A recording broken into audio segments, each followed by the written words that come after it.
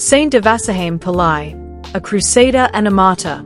Neelakandan Pillai, later known as Devasahayam, was born on April 23, 1712, into an affluent Hindu family in Nattalam village in Tamil Nadu, India. After receiving traditional education in Sanskrit and martial arts, he joined the army of King Marthandavarma of Travancore in 1729. In 1741, during a significant military campaign, the Hindu king's army defeated the Dutch and captured several prisoners, including a Catholic military officer named Eustachius Benedictus de Lannoy. The king appointed Lannoy as commander-in-chief to modernize the army in a European style. Meanwhile, soldier Neelakandan had impressed the king with military skills and was elevated as his close officer at his royal palace at Trivandrum, the present capital of southern Kerala. Noticing Neelakandan's melancholic demeanor, Lannoy inquired about his troubles, leading Neelakandan to confide in him about personal losses, including property, livestock, and failed crops.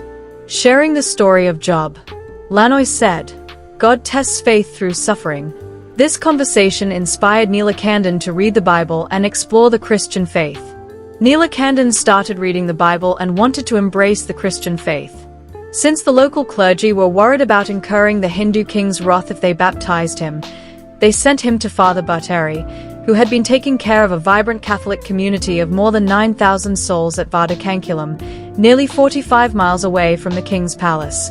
Although Neelakandan desired immediate baptism, Father Bhattari insisted on catechism for months. He was baptized on May 17, 1745, at Holy Family Church in Vadakankulam, and was given the name Lazarus, which translated to Devasahayam in Tamil, meaning God is my help. Despite strong opposition from his in-laws, Devasahayam's first convert was his wife.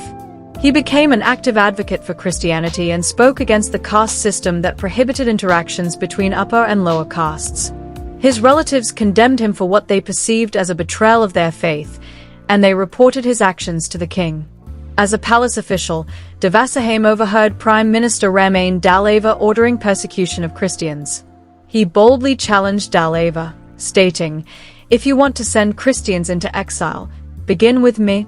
The king, influenced by complaints from upper caste Hindus about Devasahayam's conversion and activism, decreed that only lower castes and fisher people could convert to Christianity.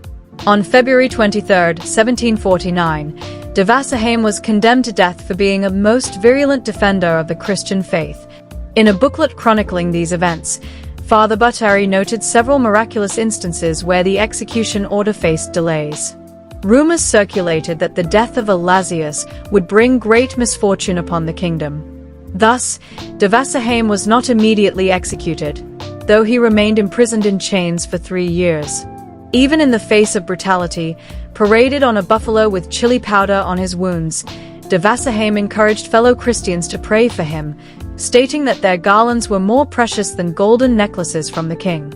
Despite immense pressure from high-caste Brahmins to weaken him, Devasahayam maintained a spirit of cheerfulness amidst his persecution, inspiring both fellow prisoners and guards to treat him kindly.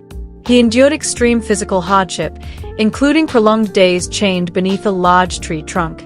Though royal officials offered him riches and honors to abandon his faith, he cheerfully rejected these temptations. Instead, he engaged visitors in discussions about God and encouraged them to be steadfast in their beliefs. His reputation grew, and a multitude of both Christians and non-Christians began to flock to him, prompting the king to order his banishment to a remote location. Ultimately, Devasahayam was taken to Kattadamalai, 45 miles from Trivandrum. There, he was secretly executed on the evening of January 14, 1752. Despite receiving an offer to escape from a compassionate commander, Devasahayam chose to send messages to Father Bhattari and Lannoy instead, requesting prayer and affirming his commitment to his faith.